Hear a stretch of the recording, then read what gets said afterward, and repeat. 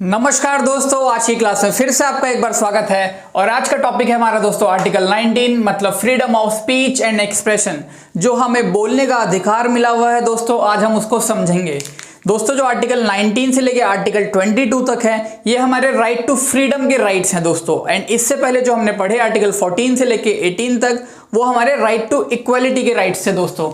तो आज हम इसको डिस्कस करेंगे। एंड आर्टिकल 19 में दोस्तों हमें टोटल 6 राइट्स मिले हुए हैं। हम आज की क्लास में एक राइट को डिस्कस करेंगे, that is article 19 sub clause 1 sub clause A. इसके बाद जो बाकी के राइट्स हैं वो हम नेक्स्ट क्लास में डिस्कस करेंगे दोस्तों।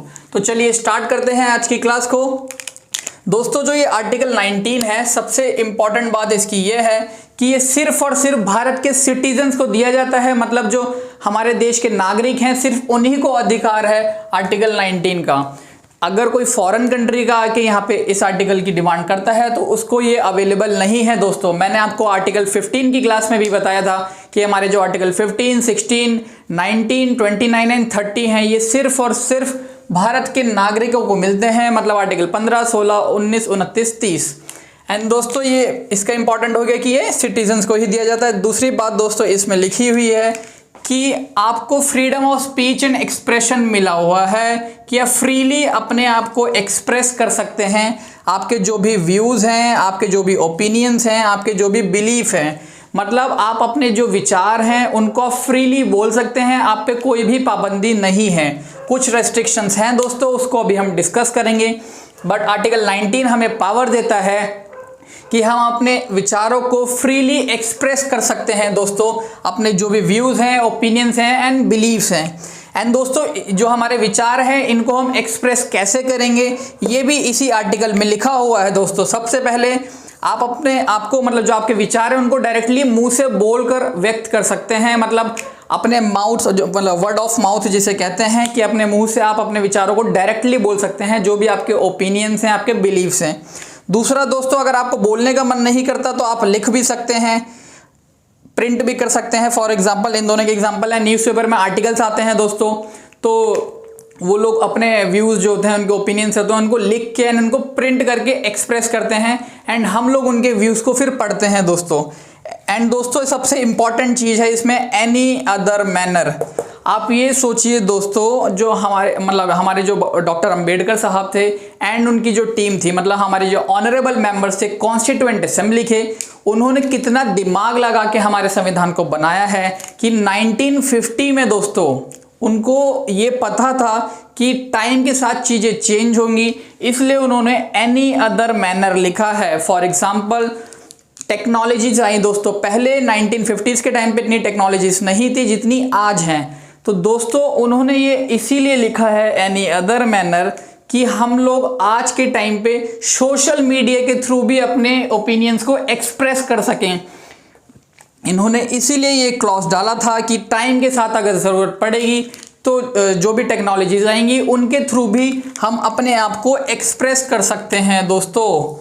तो आप ये सोच सकते हैं ये कितना अच्छा प्रोविज़न डाला गया था 1950 में कि आज हम लोग फेसबुक के थ्रू, इंस्टाग्राम के थ्रू, व्हाट्सएप के थ्रू अपने ओपिनियंस एंड बिलीव्स एंड जो भी हमारे व्यूज़ हैं उनको प्रकट करते हैं।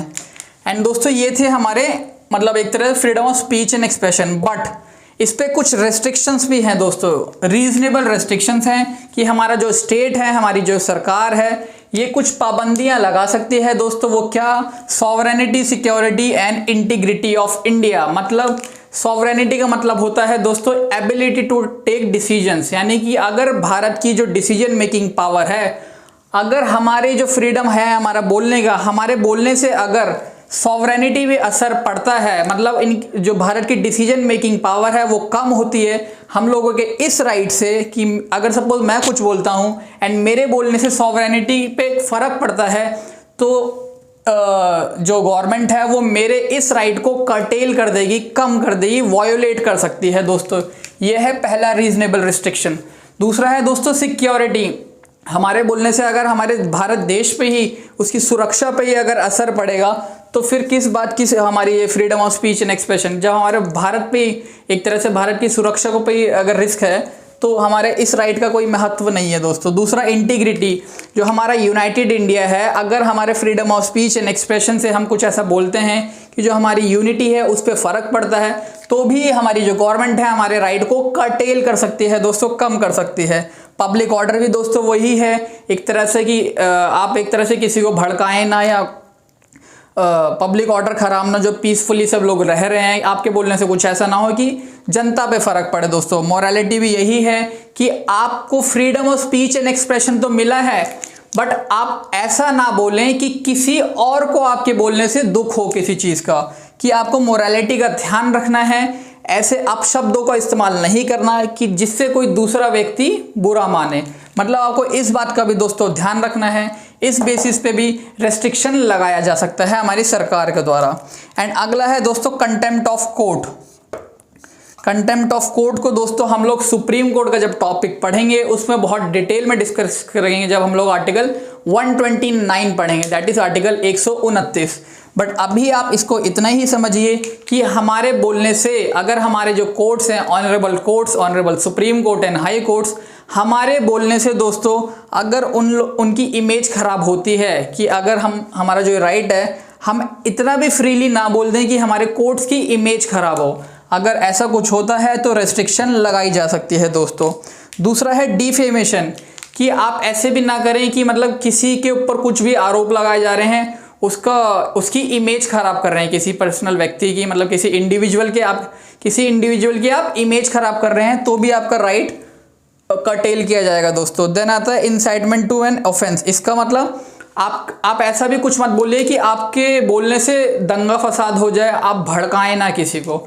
इंसाइटमेंट का दोस्तों मतलब ये होता है भड़काना, कि आप ऐसा ना बोलें कि आपके बोलने से कोई भड़क जाए एंड फिर देश में हमारे दंगा फसाद हो जाए।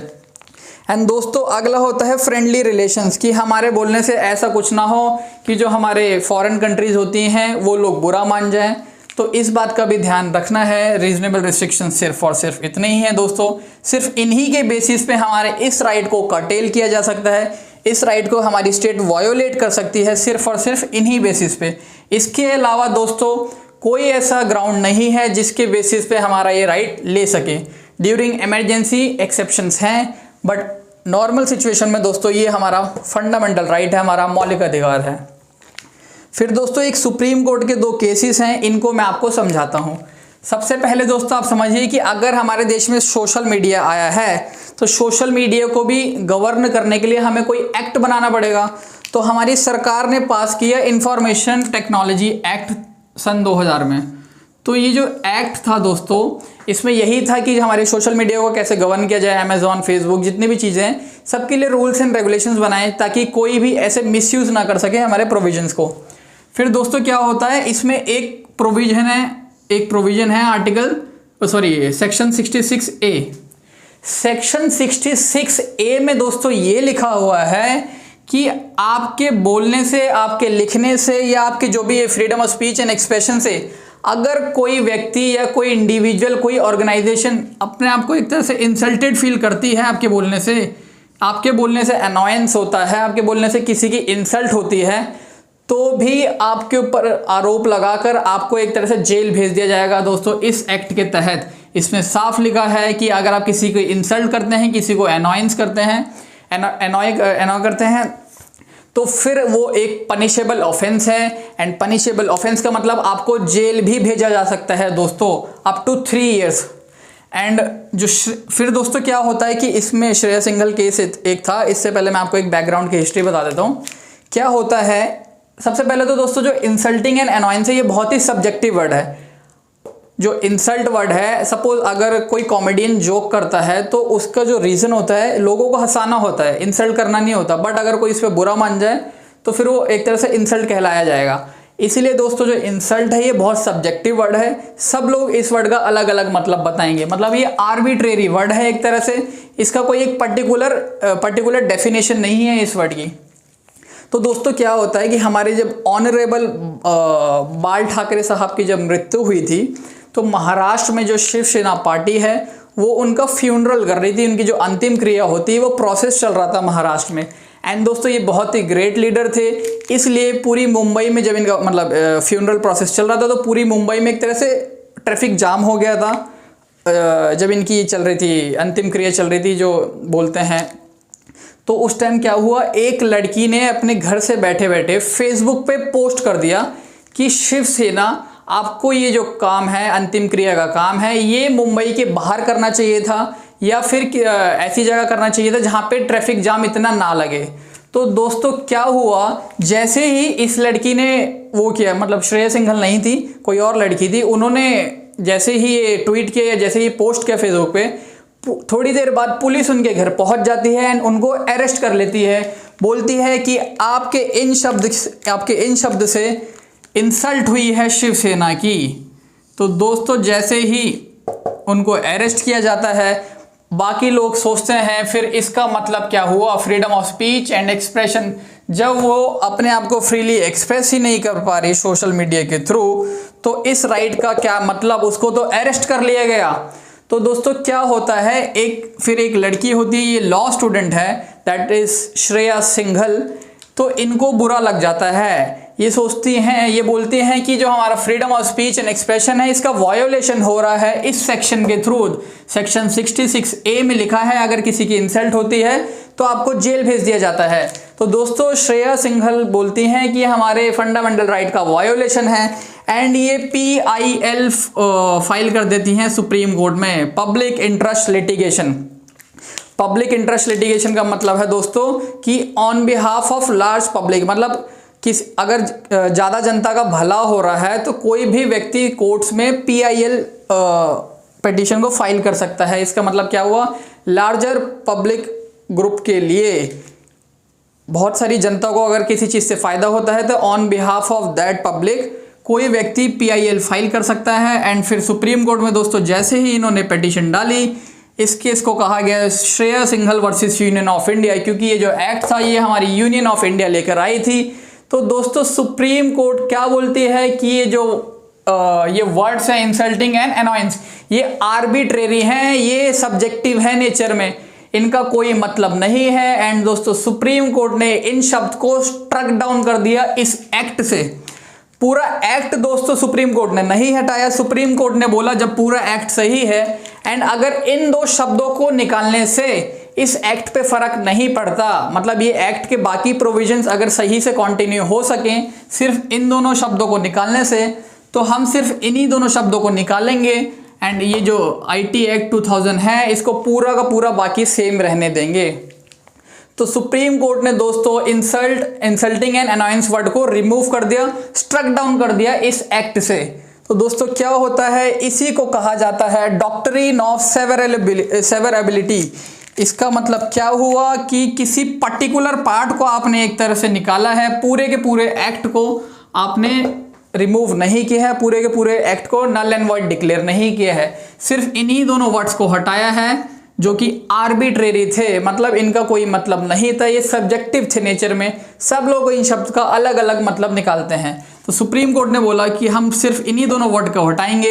एंड दोस्तों डॉक्ट्रिन ऑफ सेवरेबिलिटी का मतलब भी यही होता है कि पूरे लॉ को नहीं स्ट्रक डाउन करना, सिर्फ एक पर्टिकुलर प्रोविजन को हटाना है। अगर किसी पर्टिकुलर प्रोविजन को हटाने से बाकी लॉ कंटिन्यू हो सकता है तो पूरे लॉ को क्यों एक तरह से स्ट्रक डाउन करना, सिर्फ और सिर्फ उसी प्रोविजन को हटाना है जो कि आर्बिट्रेरी है, जो वायोलेट कर रहा है हमारे आर्टिकल 19(1)(a) को, that is freedom of speech and expression, express freely. तो ये था दोस्तों Shreya Singhal versus union of India case. दूसरा केस है दोस्तों Bennett Coleman versus union of India. अब इसमें क्या होता है दोस्तों, हमारी जो पूर्व प्रधानमंत्री थी इंदिरा गांधी जी, इन्होंने क्या किया, न्यूज़ प्रिंट रेगुलेशन पॉलिसी लाई। क्यों लाई, अब मैं आपको ये बताता हूँ। पहले क्या होता था दोस्तों, जब मैडम इंदिरा गांधी जी हमारे देश की प्राइम मिनिस्टर थी तो इनकी जो ये अमेंडमेंट करती थी कॉन्स्टिट्यूशन में, ये न्यूज़पेपर वालों को, मीडिया को एंड भारत की जनता को पसंद नहीं आता था। तो न्यूज़पेपर वाले डेली इंदिरा गांधी जी के खिलाफ कुछ ना कुछ लिखते रहते थे न्यूज़पेपर में कि मतलब इंदिरा गांधी जी ऐसी हैं, वैसी हैं, ऐसी हैं, वैसी हैं। तो जो इंदिरा गांधी जी हैं, अब ये न्यूज़पेपर हमारा जो मतलब जो फ्रीडम ऑफ प्रेस दोस्तों हमारे इसी में है, आर्टिकल 19 में। तो ये न्यूज़पेपर वालों को रोक तो सकती नहीं, क्योंकि वो अपनी राइटिंग एंड प्रिंटिंग से अपने व्यूज़ एंड ओपिनियंस को एक्सप्रेस कर सकते हैं, उनका मौलिक अधिकार है। तो इंदिरा गांधी जी परेशान हो गई इनसे कि अब न्यूज़पेपर वालों को रोक भी नहीं पा रही एंड न्यूज़पेपर वाले डेली उनके खिलाफ बुराई किए जा रहे हैं। तो वो क्या कहती हैं दोस्तों कि हम ये जो न्यूज़पेपर प्रिंट करने के लिए दोस्तों जो पेपर होता है ये इंपोर्ट किया जाता था पहले।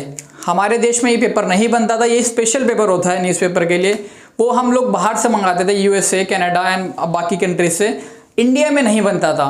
तो दोस्तों इंदिरा गांधी जी ने क्या बोला, ये बात थी 1973 की दोस्तों। इंदिरा गांधी जी ने बोला कि हमारे वॉर हुए हैं अभी रिसेंटली 1962 में भी, 65 में भी इंडिया चाइना एंड पाकिस्तान के साथ, फिर 71 में भी। तो हमारे पास पैसा खत्म हो गया, क्योंकि आप लोगों को पता है अगर कभी भी युद्ध होता है तो उसमें बहुत सारे पैसों का खर्चा होता है। तो इंदिरा गांधी जी ने ये बहाना दिया एंड बोला कि हमारा जो फॉरेन रिजर्व है, हमारे पास अब पैसा नहीं है, तो हम लोग इंपोर्ट ही नहीं कर सकते इस पेपर को। तो अगर आप इंपोर्ट ही नहीं कर सकते तो न्यूज़पेपर छपेंगे कहाँ से दोस्तों। एक तरह से उन्होंने इनडायरेक्टली हमारे इसका वायोलेशन किया उन्होंने, क्योंकि freedom of speech and expression में दोस्तों फ्रीडम ऑफ प्रेस भी है कि जो हमारे न्यूज़पेपर वाले हैं वो अपने राइटिंग एंड प्रिंटिंग से अपने व्यूज़ एंड ओपिनियंस को बता सकते हैं। बट जैसे ही ये पॉलिसी आई तो दोस्तों न्यूज़पेपर इंपोर्ट करना बंद हो गया। इंदिरा गांधी जी ने बोला हमारे पास पैसे नहीं हैं, और ये साफ साफ एक तरह से बहाना था ताकि न्यूज़पेपर वाले उनके खिलाफ कुछ बुरा ना लिख सकें। तो दोस्तों बेनेट कोलमैन, ये एक कंपनी है टाइम्स ऑफ इंडिया की, इन्होंने पिटीशन फाइल कर दी सुप्रीम कोर्ट में एंड चैलेंज किया इस एक्ट को, इस पॉलिसी को, news print regulation policy 1973। Supreme court में इन्होंने बोला कि जज साहब ये हमारे इसका वायोलेशन है आर्टिकल 19(1)(a) का, कि हम लोग लिख कर एंड प्रिंट करके अपने व्यूज़ को अब नहीं बता पा रहे। मैडम इंदिरा गांधी जी ने इंपोर्ट बंद कर दिया है। तो सुप्रीम कोर्ट बोलती है कि मैडम इंदिरा गांधी जी आप वो काम इनडायरेक्टली भी नहीं कर सकते जो आप डायरेक्टली भी नहीं कर सकते। मतलब आप डायरेक्टली हमारे freedom of speech and expression को नहीं ले सकते, और अगर आप ये काम डायरेक्टली नहीं कर पा रहे तो आप इनडायरेक्टली भी नहीं कर सकते। एंड दोस्तों इसी को कहा गया है डॉक्ट्रिन ऑफ कलरेबल लेजिस्लेशन। इसका मतलब क्या हुआ कि जो काम आप डायरेक्ट नहीं कर सकते वो काम आप इनडायरेक्ट भी नहीं कर सकते। यहाँ पर इंदिरा गांधी जी इनडायरेक्टली हमारे इसको वायोलेट कर रही थी। तो सुप्रीम कोर्ट ने बोला जब आप इसको डायरेक्ट वायोलेशन इसका नहीं कर सकते, जो आर्टिकल 19 सब क्लॉज ए वाला है, इसको आप डायरेक्टली वायोलेट नहीं कर सकते, तो आप इनडायरेक्टली कैसे कर सकते हैं भाई, कि मतलब आपने ये पॉलिसी लाई एंड उसके बाद न्यूज़पेपर का वो हक ही छीन लिया freedom of speech and expression का। तो सुप्रीम कोर्ट ने दोस्तों इसको नल एंड वॉइड डिक्लेयर कर दिया एंड फिर इसी को दोस्तों कहा जाता है डॉक्ट्रिन ऑफ कलरेबल लेजिस्लेशन। मतलब इसका मतलब दोस्तों इस डॉक्ट्रिन का मतलब सिर्फ इतना ही होता है कि आप वो काम इनडायरेक्टली नहीं कर सकते जो काम आप डायरेक्टली भी नहीं कर सकते। और इस केस में यही था कि इंदिरा गांधी जी ने इनडायरेक्टली एक तरह से हमारे इस आर्टिकल को वायोलेट किया था। उम्मीद करता हूँ दोस्तों आपको आज की क्लास पसंद आई होगी। एंड दोस्तों इसके जो बाकी प्रोविजंस हैं हम नेक्स्ट की 2-3 क्लासेस में आर्टिकल 19 को पूरा फिनिश कर देंगे। उम्मीद करता हूँ दोस्तों आपको क्लास पसंद आई होगी। बहुत बहुत धन्यवाद।